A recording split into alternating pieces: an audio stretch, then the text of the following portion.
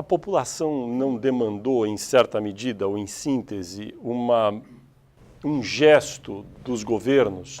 E no caso do governo federal, qual gesto poderia ser esse em termos de melhorar a gestão da administração pública federal? Uma reforma ministerial, diminuição de cargos?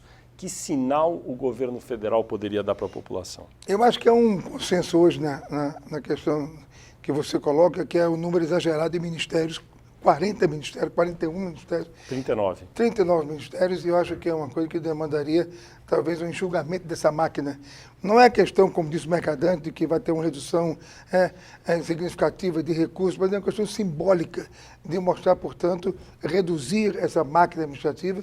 Por alto, o senhor diria que daria para reduzir de 39 para quantos, mais ou menos? É difícil fazer uma avaliação quantitativa. Acho que com a vontade de enxugar a máquina, de fazer ela mais objetiva, né?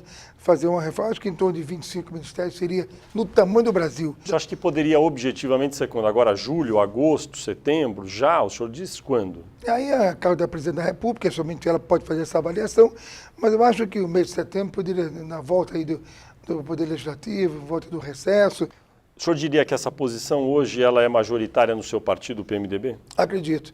Até a executiva se reuniu já há alguns dias atrás e deixou muita clareza que o PMDB toparia, nesta hora, dar essa contribuição. O vice-presidente Michel Temer também comunga dessa opinião? Acredito que se esta for a necessária colaboração do PMDB, nós estaremos dispostos a oferecer. O ministro Aloysio Mercadante, que já citamos aqui, que tem trabalhado muito na área política do governo também, acha que a presidente tem como se recuperar e deve ganhar no primeiro turno no ano que vem. O senhor acha que é mais ou menos por aí? Eu acho que ela tem condições. O senhor fala ela vai recuperar até o final do ano os níveis de popularidade, intenção de votos que tinha lá atrás. Mas tudo isso condicionado a essas mudanças que o senhor falou aqui ao longo da entrevista. Lógico. Um rearranjo no ministério, uma mudança na articulação política, uma oxigenação do governo, é isso? É isso aí, eu acho que esse é um Agora, ponto. e se ela não fizer nada disso? Aí corre um risco muito grande, primeiro, do insucesso do seu governo, que ela não quer, nós não queremos. Então isso aí eu acho que está fora de cogitação, porque ela sabe, como ninguém, ela não tem a prática da política, porque nunca foi deputada, nunca passou pelo parlamento, mas quem conviveu, como ela conviveu com o presidente Lula, ela sabe exatamente o que é necessário fazer na hora da bonança e na hora das crises. Não sei se é uma verdade nua e crua que possa chegar à presidenta, mas eu vou dizer aqui uma coisa, não há uma boa gestão sem uma boa política. Você não pensa que com uma boa gestão você vai ter uma boa política. Você vai ter uma boa gestão se tiver antes uma boa política. Então eu acho que a boa política antecede uma boa gestão. A presidente tem uma boa política? Eu acho que está faltando essa boa política no sentido de conversar, de interagir. E é porque quando você conversa com ela, é uma conversa muito fácil. Ela conduz muito bem a conversa, ela ouve bem, mas deveria conversar mais, ter mais tipo de oportunidade de ouvir a classe política. Eu dou um exemplo aqui. Quando a presidente Lula era presidente da República, nos seus 8 anos, e logo no início da Dilma, tinha reuniões quase que mensais do Conselho Político. Era uma presença de líderes, de presidentes partidários, que ficavam 2, 3 horas analisando tal qual medida que seria anunciada ou enviada ao Congresso, ao Parlamento, pelo Poder Executivo, e aí a coisa saía redonda. É muito mais fácil a sua condição, a sua discussão e a sua aprovação. Há quanto tempo não se reúne o Conselho Político? Eu não me lembro a última vez. No caso da reforma política, o ministro Aloysio Mercadante, que é da educação, mas cada vez mais trabalha aí na área de articulação do governo federal, disse que a população vai cobrar caro do Congresso se o Congresso não aprovar o plebiscito para fazer a reforma política. O senhor concorda?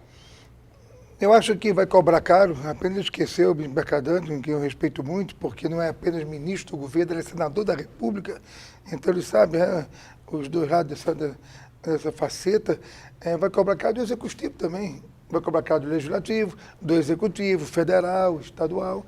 Então a cobrança é generalizada e cada um tem de fazer a sua parte, sobretudo aquela casa que é a mais aberta, a mais transparente, que é o Legislativo brasileiro. O senhor sente que, às vezes, no Poder Executivo, há uma tentativa de dizer, olha, nossa parte a gente fez, estão aqui as propostas, agora se não acontecer nada, a culpa é dos deputados e dos senadores. É verdade, aí vem a contrapartida.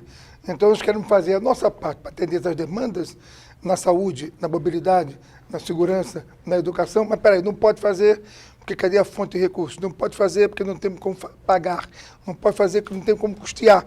Se fosse cada um jogar para o outro a responsabilidade, seria uma irresponsabilidade, que era só o parlamento estar aprovando isso, aquilo outro, e a conta desse tamanho, e lá vai o desequilíbrio fiscal, aquilo outro. Então, tem que ter muita responsabilidade, muita parceria, e entender que a solução tem que ser conjunta.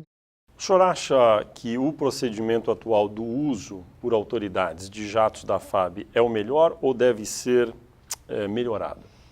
Não, eu acho que é uma coisa, você vê, você citou vários outros que eu faço, basicamente, se for verificar, Brasília, Natal, Brasília. Praticamente isso, e amanhã eu vou para Petrobras, no Rio de Janeiro, tem uma agenda importante, aí vou para o Rio de Janeiro. Isso é questão de serviço, que a lei e o decreto permite, é claro, não foi, nós fizemos o decreto, está lá o decreto. Sobre o procedimento a respeito de quem viaja junto no avião com autoridades que fazem o requerimento dos jatos. O senhor acha que o nome das pessoas que viajam junto, eventualmente, deve ser divulgado também? Eu acho, para mim, isso é... Por exemplo, muitas vezes eu vou embarcar aqui para Natal, na quinta-feira, a sessão termina 4 da tarde, 5 da tarde, às vezes de madrugada, na quarta-noite, eu embarco. Aí vem um deputado federal, a gente está indo Natal quando? Várias vezes. Aí toda manhã, 4 da tarde, 5 da tarde, 8 da noite, meia-noite, eu poderia ir com você. Tem um lugar, eu levo. Muitas vezes a governadora estava aqui, Henrique, você volta quando? Agora, eu estou embarcando só à meia-noite, 1 hora da manhã, porque tem uma pauta aqui, não pude vencer isso antes. Aí eu poderia ir com você e levo. Então, muitas vezes acontece isso. Você dá carona a autoridades, prefeitos que às vezes estavam aqui. Aí, nesse caso, são autoridades. O senhor acha que a carona pode ser estendida também para amigos ou pessoas da família? Isso é um critério, eu acho que tem que ser estabelecido de maneira clara, numa revisão desse decreto, ver se pode ou se não pode. Isso eu acho que tem que ser melhor estudado, o governo está tomando alguma medida em relação a isso. Há um projeto na Câmara que discute isso, há outro no Senado. Mas qual que é a sua opinião? Eu acho que você viajar, de repente, para um compromisso que você tenha e levar a sua mulher, eu acho que não haveria nenhum impedimento. Você no avião, tem 3, 4 cadeiras disponíveis, não pode ir, mesmo sendo sua mulher, tem que comprar passagem para de avião, você tem um lugar vago, vazio, não vai alterar um tostão, há uma cadeira disponível, poderia acompanhar, sendo sua mulher. Eu acho que é um critério que seria muito rigoroso, mas se eu mudar o decreto, eu quero que tenha transparência. Teve um caso rumoroso recente que indiretamente citou o senhor, foi noticiado pelos jornais, um assessor seu, Wellington Ferreira da Costa, que foi assaltado em Brasília com uma mala com R$100 mil em espécie. O senhor chegou a conversar com ele a respeito desse episódio? Sabe do que se trata? Lógico, não conversar não, ele prestou queixa, né? Se fosse algo que não fosse explicável, era só não prestar queixa. Ele prestou queixa, inclusive, foi à delegacia, abriu-se um inquérito policial, e eu quero a conclusão desse inquérito para apurar as responsabilidades. Eu acho que essa altura o projeto se passou, acho que esse dinheiro é difícil reaver, mas eu quero apurar a responsabilidade, quem foi, por que foi, como foi. É um assunto privado, particular, dinheiro que era meu, tem até como provar, por coincidência do empréstimo no Banco do Brasil, 2 dias antes, mas eu quero a conclusão do inquérito. O dinheiro pertencia ao senhor, nesse caso? Lógico, é meu. Nossa, e do que se tratava? Era um empréstimo que o senhor tinha feito? Eu fiz um empréstimo do Banco do Brasil. Eu fiz um empréstimo de R$100 mil. Dinheiro meu, que era conduzido, e o que é estranho, como é que se sabia que naquele carro, naquela hora, tinha esse dinheiro? Então eu quero apuração rigorosa dos fatos. Por que o dinheiro estava em espécie nesse caso? Estava transportando em espécie, não podia ter feito uma transferência bancária? Poderia, não poderia. É um direito meu, né? Claro, de realizar um pagamento que eu queria fazer. Nesse caso, esse pagamento o senhor já divulgou a respeito do que seria, não? Não, nem precisa divulgar, né? Entendi. Aí é um assunto privado, né? Entendi. Particular, se eu for começar a explicar o que eu vou fazer com o dinheiro que é meu, eu acho que é um pouco de invasão de privacidade.